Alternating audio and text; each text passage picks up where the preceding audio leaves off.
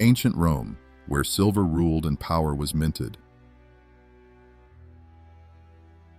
Forget the modern concept of the wallet in your head. In imperial Rome, money was not just a medium of exchange, but also the most effective propaganda tool, a tax bill, and a legionary's life assurance. Let's embark on a journey to the heart of ancient Rome, to the financial miracle that sustained a massive civilization and transformed the Mediterranean into a single market. Don't forget to subscribe to the channel and turn on the notification bell right now so you don't miss this fascinating story. The economic genius of the Roman Empire undoubtedly lay in a single, uniform, and reliable currency. The seamless acceptance of a coin minted in Gaul by a merchant in Egypt was a concrete testament to Roman power. At the heart of this system lay the denarius, the empire's main currency, produced from nearly pure silver. This silver coin, which formed the basis of daily shopping and small transactions, set a laborer's day wage and the price of an amphora of wine, directly influencing the lives of millions across the empire. For high-value transactions and the storage of great wealth, the gleaming Aureus coin, whose name literally means gold, was used. These two core units, along with smaller denominations like the sestertius and as, made of bronze and brass, created a complex yet orderly monetary system that met the needs of every social class and every type of trade. So, where were these coins produced? Rome's mints, or monetae, were not just metalworking workshops. They were the places where the emperor's power was materialized, a kind of state center for art and propaganda. The obverse, front, of every coin featured the portrait of the current emperor. This was an instant news bulletin showing the governance to even the most remote, illiterate citizen. The reverse sides were filled with messages and figures of gods announcing military victories, newly constructed temples, or bountiful harvests. Thus, money was not only an economic, but also a political vehicle for circulation. The pulse of commerce in the empire beat in the massive markets and ports. Great structures like the Trajan's Market in the capital Rome could be considered the world's first shopping centers, where goods such as grain from North Africa, olive oil from Spain, or Chinese silk arriving via the Silk Road changed hands. This trade was made possible by the sea trade routes in the Mediterranean, which the Romans called Mare Nostrum, our sea, and the sturdy road network extending to all provinces. However, the lubricant of this wheel of commerce was the banking system. Roman bankers, called argentarii, didn't just exchange money, they also issued credit, used written promissory notes, precursor to checks, for long-distance trade transactions, and managed the wealth of the rich. However, this brilliant financial structure began to falter over time in the face of the emperor's endless war expenses. The secret reduction of the precious metal content in the coins, a practice known as debasement, provided short-term funds for the treasury, but in the long run, it decreased the value of the denarius and led to rising prices, or inflation, across the empire. Rome's financial history is a striking story of genius and order on the one hand, and financial crises and the loss of the monetary metal's power on the other. Development section. Life under the shadow of the denarius. Rome. This city of 7 hills was built not just from stone and marble, but also from silver and gold. The financial system was the backbone of the empire, the fuel for its military might and cultural expansion. So, what did the average Roman carry in their pouch, and how did these coins turn the gears of the massive imperial machine? 1. Rome's core currencies and their daily value. Every coin in Rome carried more than just a value. It was a symbol of social status and an economic identity card. At the apex of Rome's currency, pyramid gleamed the Aureus. Its name literally meant golden in Latin. Weighing about 7.5 to 8 grams, this coin was reserved for the salaries of high-ranking officials, the purchase and sale of large estates, and the grand bonuses, donativum, the emperor granted to his legions. The Aureus rarely passed through the hands of a common person. It belonged to the world of senators and wealthy merchants. 1 Aureus was generally equal to 25 silver denarii. The lifeblood of the empire was the silver denarius, weighing approximately 3.9 grams. It was the keystone of daily life. A legionary soldier's annual salary in the early imperial period was around 900 denarii. One denarius was equivalent to about 1 or 2 days' wages for an unskilled laborer. What could you buy with this coin? At the market, a good denarius could fetch about 12 loaves of bread or an average liter of cheap wine. For smaller transactions, there were coins minted from bronze and brass alloys, the sestertius, worth 4 asses, and the as, the smallest copper unit. Simple services, such as getting a haircut at the barber's or a session at the public baths, were typically paid for with a sestertius or an as.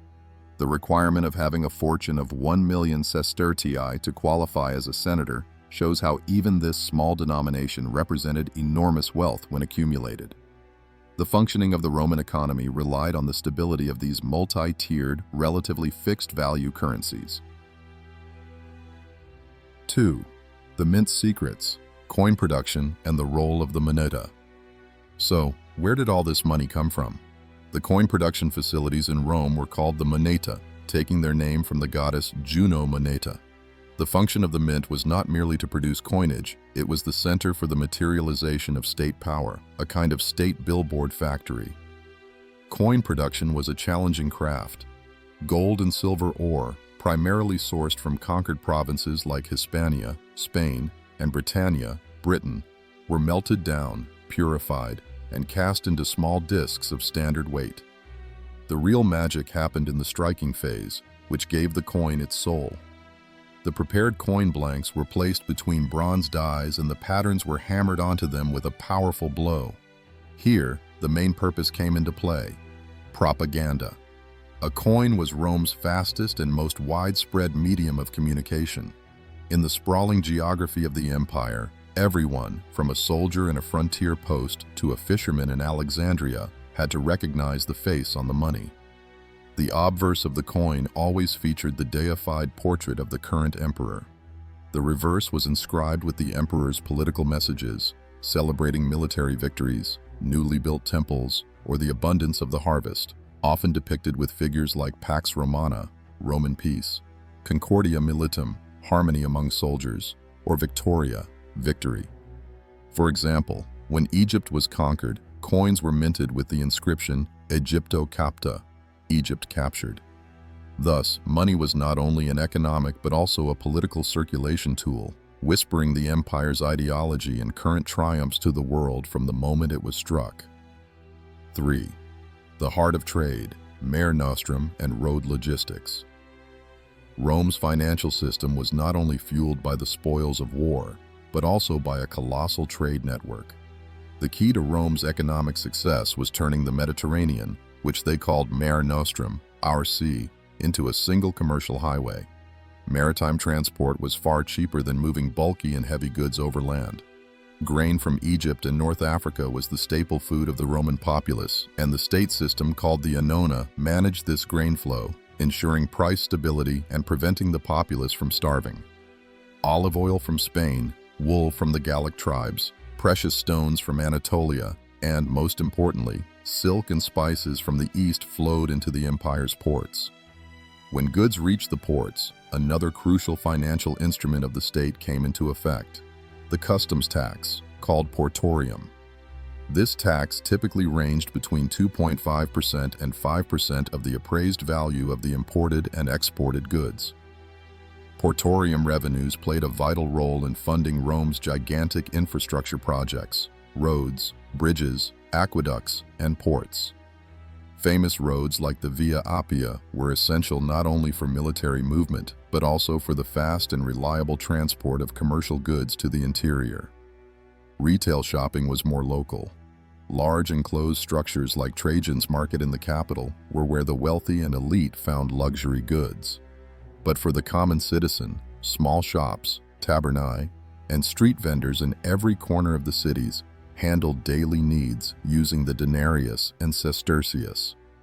This dynamic market environment guaranteed a constant flow of money that kept the Roman economy vibrant.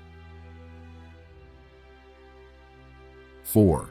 Rome's financial engineers, the argentarii, bankers. The roots of today's banking system lie with the argentarii of ancient Rome. These private bankers, with the expansion of trade, evolved from simple money changers into sophisticated financial intermediaries. The work of an Argentarius was multifaceted. 1. Money changing, numularii. They converted various provincial currencies arriving from all corners of the empire into the Roman standard, the denarius. 2. Credit and lending. They managed the credit market, from financing the commercial ventures of major merchants to lending money to struggling small farmers. The legal interest rate of the time was usually around 12% annually, though this rate could climb higher for riskier ventures such as maritime loans. 3. Money transfer and account management. Perhaps their most modern function was the system they employed that eliminated the need for physical cash transfer. Merchants would deposit their money with an Argentarius and then use written instructions, chirographa, or promissory notes to settle debts across vast distances without physically moving the money. For example, a merchant in Italy could write a letter to the banker to have a sum deposited into his partner's account in Ephesus. This system greatly facilitated intra-imperial trade by reducing the risk of robbery and speeding up commerce. 5. Economic crisis and the debasement of coinage. As brilliant as Rome's financial system was, it had one critical vulnerability: the fiscal discipline of its emperors. It all started with the empire's expansion and rising military expenditures. Wars, the wages paid to the legions, and public building projects required constant financing. Whenever the treasury ran low, emperors resorted to an easy and dangerous path: debasing the denarius. The silver content of the denarius, initially high purity, began to be systematically reduced as the empire progressed. This practice, starting under Nero, accelerated during the reigns of subsequent emperors. The silver ratio dropped to 75% under Marcus Aurelius and further to 50% under Caracalla. By the time of the crisis of the 3rd century, the silver content of the newly minted coins fell to ridiculously low levels, sometimes below 5%. The denarius was now little more than a copper core thinly coated with silver. The result was devastating. As low metal content coins flooded the market, people lost faith in their money. More coins were needed to buy the same amount of goods. This led to hyperinflation. Prices skyrocketed, and those with fixed incomes, especially soldiers, were impoverished. People refused to use the devalued official currency as a medium of exchange, instead hoarding the old valuable silver coins or the gold Aureus. Trade reverted to inefficient barter systems instead of cash, and the economy retreated from an international system to localized markets. Even the attempts by Diocletian to set maximum prices failed. Rome's financial history is a story of genius and order, but ultimately of a monetary system that crumbled under the weight of fiscal irresponsibility and the subsequent loss of public trust. The financial history of the Roman Empire is a perfect summary of humanity's endless complex relationship with money.